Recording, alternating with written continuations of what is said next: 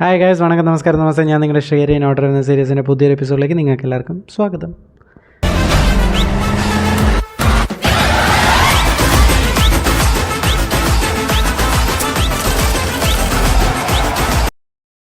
So ഞാൻ ഇന്ന് പറയാൻ പോകുന്ന സിനിമയുടെ പേരാണ്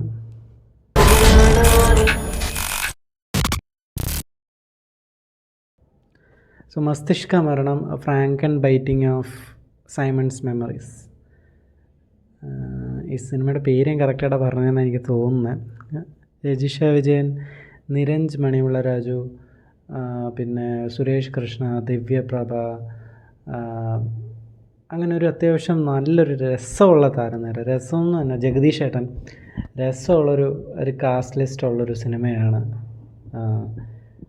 ഈ സിനിമ.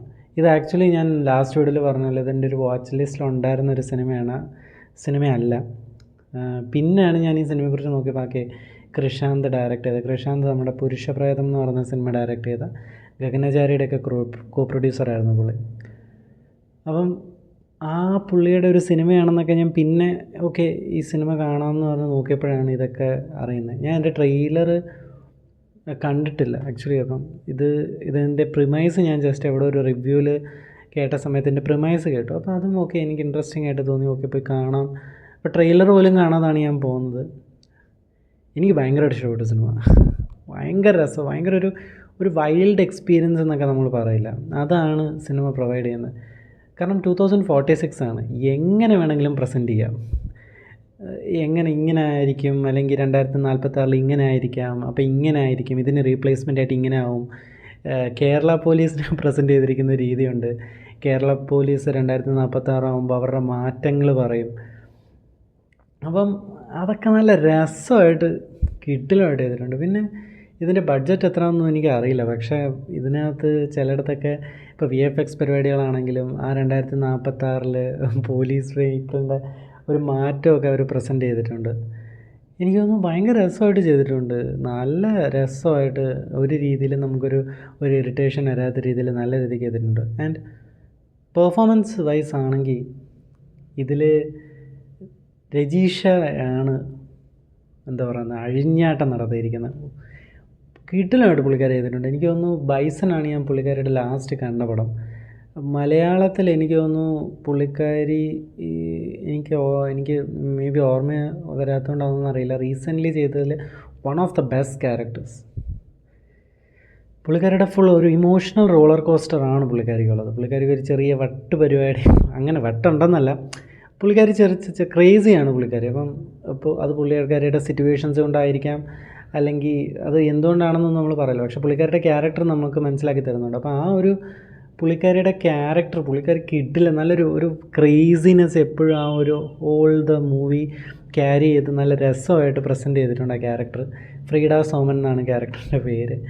സുരേഷ് കൃഷ്ണ ചേട്ടൻ കിടലായിട്ട് ചെയ്തിട്ടുണ്ട്. ഇപ്പം നിരഞ്ജൻ അവതരിപ്പിക്കുന്ന ക്യാരക്ടർ ബിമൽ എന്ന് പറയുന്ന ക്യാരക്ടറാണ്. ആ ബിമലിൻ്റെ ക്യാരക്ടറിലൂടെയാണ് സിനിമ സ്റ്റാർട്ട് ചെയ്യുന്നത്. പുള്ളിക്കൊരു റീസെൻ്റ്ലി ഒരു ലോസ് സംഭവിക്കുകയും ആ ഒരു പേഴ്സണൽ ലോസ് സംഭവിക്കുകയും ആ പേഴ്സണൽ ലോസിനെ പുള്ളി കോപ്പപ്പ് ചെയ്യുന്നൊരു മെത്തേഡിലൂടെയാണ് സിനിമ പോകുന്നത്. അങ്ങനെ ആ മെത്തേഡ് പുള്ളി എംബ്രേസ് ചെയ്തുകൊണ്ടിരിക്കുന്ന സമയത്ത് പുള്ളിക്കാരൻ ചെന്ന് പെടുന്ന ഒരു ഇൻസിഡൻറ്റും ആ ഇൻസിഡൻറ്റ് എങ്ങനെ ഫ്രീഡ സോമൻ എന്ന് പറയുന്ന രജീഷയുടെ ക്യാരക്ടറോട് കണക്ട് ചെയ്യുകയും ഈ രണ്ട് ഇൻസിഡൻറ്റ് കൊണ്ട് ഹോൾ എങ്ങനെ കണക്റ്റ് ആവുകയും അതിലുണ്ടാകുന്ന പിന്നെ രസകരമായിട്ടുള്ള സംഭവങ്ങളും അതിൻ്റെ ഒരു കിടിലൻ ക്ലൈമാക്സും ഒക്കെയാണ് സിനിമ. എനിക്ക് ഫസ്റ്റ് ഹാഫിനെക്കാട്ടിലും സിനിമ സെക്കൻഡ് ഹാഫിലാണ് എനിക്ക് കൂടുതൽ ഇഷ്ടപ്പെട്ടത്. അതിൽ ഈ കോർട്ട് റൂം സീൻസൊക്കെ ഉണ്ട്. കോർട്ട് റൂം സീൻസ് ആണെങ്കിലും ആ സെക്കൻഡ് ഹാഫിലോട്ട് വരുമ്പോഴത്തേക്ക് ഞാൻ കൂടുതൽ സ്പോയിലേഴ്സ് പറയുന്നില്ല, ഒരു ഫൈറ്റ് സീൻ എന്ന് പറയാൻ പറ്റത്തില്ല, ഒരു രസമുള്ളൊരു സാധനം ഉണ്ട്. അപ്പം അതൊക്കെ ഉണ്ട് സിനിമയിൽ. അപ്പം നല്ല രീതിക്ക് എൻജോയ് ചെയ്യാൻ പറ്റും. നല്ലൊരു തിയേറ്റർ എക്സ്പീരിയൻസ്. ഇത് OTTയിൽ വന്നാൽ എങ്ങനെ ആയിരിക്കും എന്നൊന്നും എനിക്കറിയില്ല. പക്ഷേ തിയേറ്ററിൽ ഞാൻ കണ്ടപ്പോൾ എനിക്ക് നല്ലൊരു എക്സ്പീരിയൻസ് തന്നൊരു സിനിമയാണ്. ഇതിൽ ഫുൾ എൻ്റർടൈൻമെൻറ്റും അതേപോലെ ഇപ്പോൾ ജഗദീഷേട്ടൻ്റെ ക്യാരക്ടറാണെങ്കിലും രജീഷയുടെ ക്യാരക്ടറാണെങ്കിലും നിരഞ്ജൻ്റെ ക്യാരക്ടറാണെങ്കിലും സുരേഷ് കൃഷ്ണൻ്റെ ക്യാരക്ടറാണെങ്കിലും ഏറ്റവും എടുത്ത് പറയാനുള്ള എനിക്കൊന്ന് നെല്ലിയാമ്പൊയിലും പുള്ളി തന്നെയായിരുന്നു. നെല്ലിക്കാമ്പൊയിൽ നൈറ്റ് റൈഡേഴ്സ് എന്ന് പറയുന്നൊരു സിനിമ ഉണ്ടായിരുന്നു. അതിൽ നമ്മുടെ ഈ RDXലെ വില്ലൻ്റെ പുള്ളിക്കാരൻ്റെ പേര് ഞാൻ മറന്നുപോയി. RDXലെ മെയിൻ വില്ലനായിട്ട് ചെയ്തൊരു പുള്ളിയുണ്ട്. ആ പുള്ളി നെല്ലിക്കാമ്പൊയിൽ നൈറ്റ് റൈഡേഴ്സിൽ വരും. ലാസ്റ്റ് ഒരു ക്ലൈമാക്സ് ഒക്കെ അടുക്കാറാകുമ്പോഴത്തേക്ക് പുള്ളി വരും. ഇതിനകത്തും ക്ലൈമാക്സ് അല്ല, ഒരു സെക്കൻഡ് ഹാഫിൽ പുള്ളി വരും. ഇപ്പോൾ സെക്കൻഡ് ഹാഫിൽ പുള്ളി വരും. പുള്ളി വന്നിട്ട് പുള്ളിയുടെ ഒരു ചില സാധനങ്ങളുണ്ട്. പുള്ളി പോലീസുകാരോട് സംസാരിക്കുന്നതാണെങ്കിലും പുള്ളിക്കാരൻ എന്താ പറയുന്നത്, കോർട്ട് റൂം സീൻസൊക്കെ ഉണ്ട്.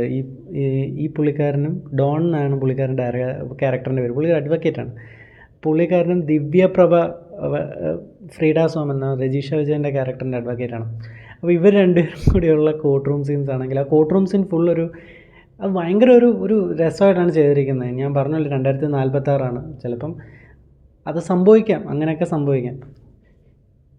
ജോക്സ് അബൌട്ട് ഇത് ഡീൽ ചെയ്യുന്ന സബ്ജക്റ്റ് ഭയങ്കര സീരിയസ് ആയിട്ടൊരു സബ്ജക്റ്റാണ്. അത് ഒരു ഡാർക്ക് ഹ്യൂമർ പരിപാടിയിൽ ഇവർ പ്രസൻറ്റ് ചെയ്തിരിക്കുകയാണ്. പറഞ്ഞു വെക്കുന്നതെന്ന് 2026 ആണെങ്കിലും 2046 ആണെങ്കിലും മനുഷ്യൻ്റെ ചില കാര്യത്തിനോടുള്ളൊരു സമീപനമാണെങ്കിലും അതിനകത്ത് വലിയ മാറ്റങ്ങളൊന്നും ഇല്ല. അന്നും ഈ പ്രശ്നമൊക്കെ നേരിടേണ്ടി വരും എന്നൊരു രീതിക്കാണ് സിനിമ പറയുന്നത്. നല്ലൊരു ഒരു മെസ്സേജ് അവരങ്ങനെ മെസ്സേജായിട്ടൊന്നും പറയുന്നില്ല. നമുക്ക് അതിൽ നിന്ന് റീഡ് ചെയ്യാൻ പറ്റുന്ന, അല്ലെങ്കിൽ നമുക്ക് അതിൽ നിന്ന് പെർസീവ് ചെയ്യാൻ പറ്റുന്ന കാര്യങ്ങളുണ്ട്. അത് പെർസീവ് ചെയ്യുക. എനിക്ക് സിനിമ ഒരു വൈൽഡ് എൻ്റർടൈൻമെൻറ്റ് ആയിരുന്നു സിനിമ. സോ കിടിലൻ പടമാണ്. തിയേറ്ററിൽ പോയി എക്സ്പീരിയൻസ് ചെയ്യുക. കൃഷാന്ത് എന്ന് പറയുന്ന ഒരു ഡയറക്ടർ നല്ലൊരു ഡയറക്ടറാണ്. Even though I also didn't had it in my watch list and I'm very sorry for that, but it's really a good movie. So കാണാൻ പറ്റുമെങ്കിൽ തീർച്ചയായിട്ടും തിയേറ്ററിൽ പോയി കാണാൻ ശ്രമിക്കുക. എനിക്ക് സിനിമ ഇഷ്ടപ്പെട്ടു. നല്ല കിടിലൻ പടം, രസമുള്ള പടം. സോ അത്രയുള്ള ഇന്നത്തെ വീഡിയോ. ഈ വീഡിയോ നിങ്ങൾക്ക് ഇഷ്ടപ്പെട്ടാൽ തീർച്ചയായിട്ടും ലൈക്ക് ചെയ്യുക, ഷെയർ ചെയ്യുക, സബ്സ്ക്രൈബ് ചെയ്യുക. നിങ്ങളുടെ ഫ്രണ്ട്സിന് ഇഷ്ടപ്പെടുന്നുണ്ടെങ്കിൽ അവർക്കും കൂടി ഒന്ന് ഷെയർ ചെയ്ത് കൊടുക്കുക. നിങ്ങൾക്ക് ഇഷ്ടപ്പെട്ട സിനിമ ഇഷ്ടപ്പെട്ട സ്ഥലത്ത് ഇഷ്ടപ്പെട്ട സമയത്ത് ഇഷ്ടപ്പെട്ട ആൾക്കാരുടെ കൂടെ കാണാൻ പറ്റട്ടെ എന്ന് ആഗ്രഹിക്കുന്നു, ആശംസിക്കുന്നു. എല്ലാ സിനിമയും തിയേറ്റർ വാച്ച് ഡിസേർവ് ചെയ്യുന്ന സിനിമകളാണ്. ഇതിപ്പം ഞാൻ പറഞ്ഞത് എൻ്റെ മാത്രം അഭിപ്രായമാണ്. നിങ്ങളുടെ അഭിപ്രായം ഞാൻ ടോട്ടലി റെസ്പെക്റ്റ്. സോ അത്രയുള്ള ഇന്നത്തെ വീഡിയോ. അടുത്ത വീഡിയോ കാണുന്നവരെ ബൈ.